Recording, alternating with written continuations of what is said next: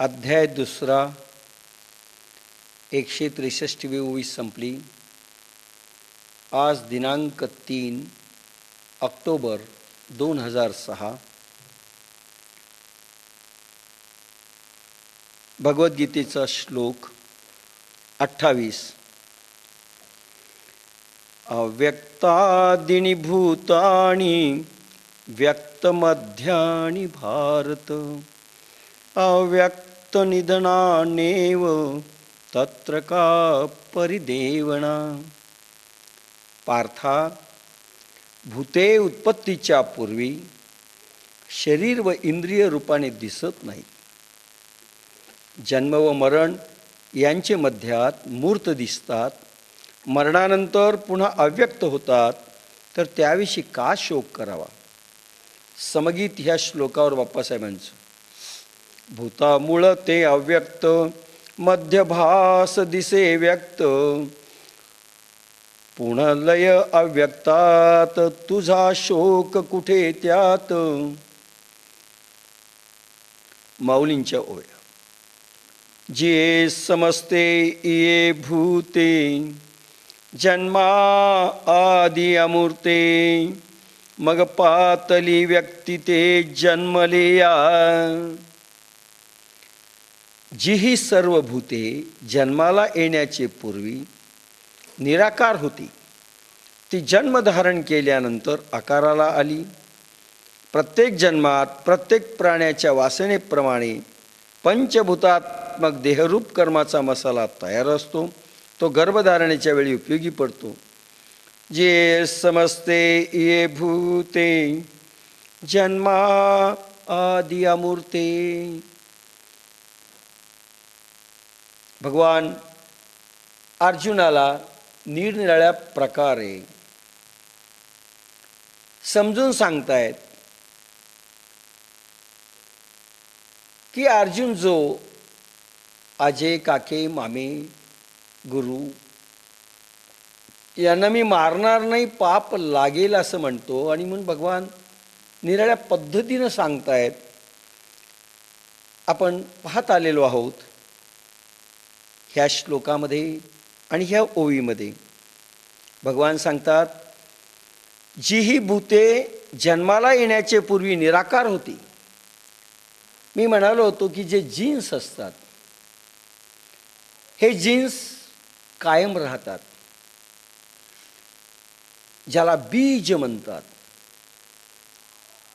प्रत्येक प्राणी जे निर्माण झाले ना त्या ब्रह्मसागरातून झालेले आहेत.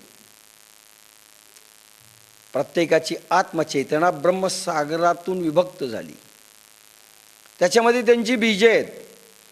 आणि ही बीज मूळ त्या ब्रह्मसागरामध्ये अगोदर होती, निराकार अवस्थेमध्ये होती. जी सर्व भूते जन्माला येण्याचे पूर्वी निराकार होती, ती जन्मधारण केल्यावर आकाराला आली. आणि जन्मधारण ज्यावेळेस होतो त्यावेळेस ती आकाराला येतात. मग त्याप्रमाणे त्यांना शरीर मिळतं आणि ती भूते आकाराला येतात. जी समजते ये भूते जन्मा आदि अमूर्ते. अमूर्त स्वरूपात, निराकार स्वरूपात जी त्या ब्रह्मसागरामध्ये लीन होती, झालेली होती.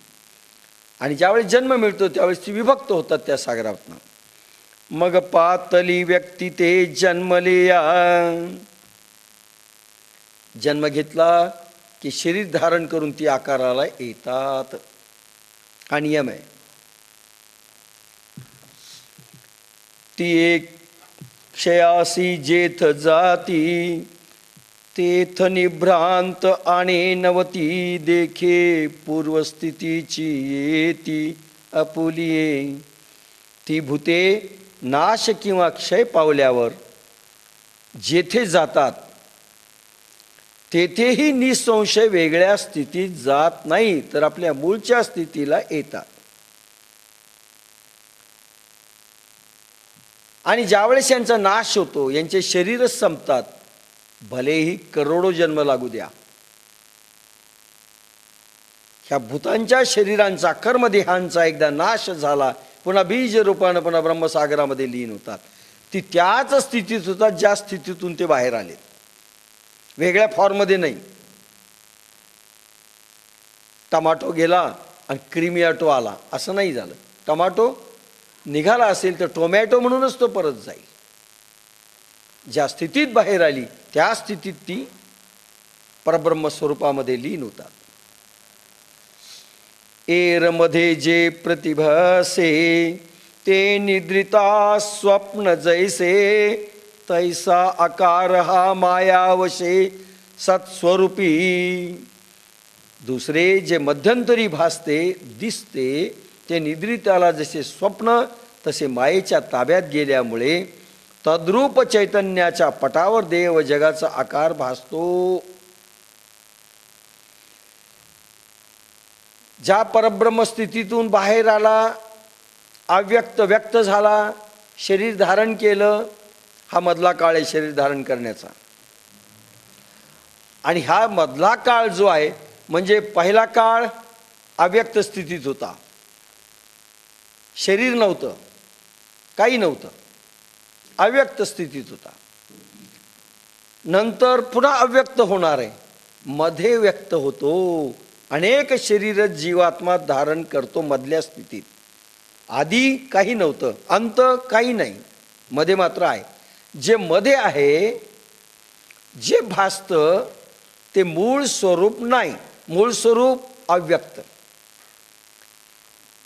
लीन होण्याचं स्वरूप तेही अव्यक्त, लक्षात घ्या. मग भासतं का? मध्ये फक्त भासतं. जे भासतं ते खरं नाही, खरं अव्यक्त स्वरूप आहे, खरं ब्रह्मचैतन्याचं स्वरूप आहे. प्रत्येक जीवात्म्याचं चैतन्य स्वरूप आहे. जे भासतं हे स्वप्न आहे, हे स्वप्न आहे.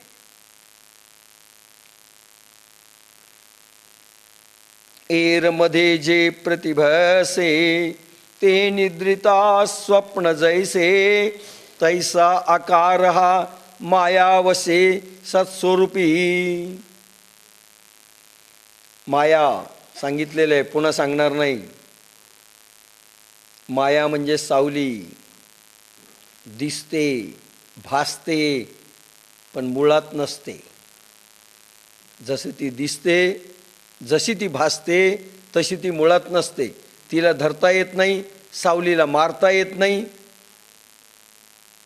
सावली हातात येत नाही, सावलीचा मर्डर होत नाही, खून होत नाही, सावलीला पकडता येत नाही, सावलीला शिक्षा देता येत नाही. पण दिसते, पण हातात येत नाही, कारण ती मुळात अस्तित्व नाही आहे. आणि मायेचंही अस्तित्व मुळात नाही आहे, भासते मात्र. आणि म्हणून मूळ चैतन्यावर हा शरीर रूपी पडदा धारण केलेला आहे. मुळात तो तसा नाही,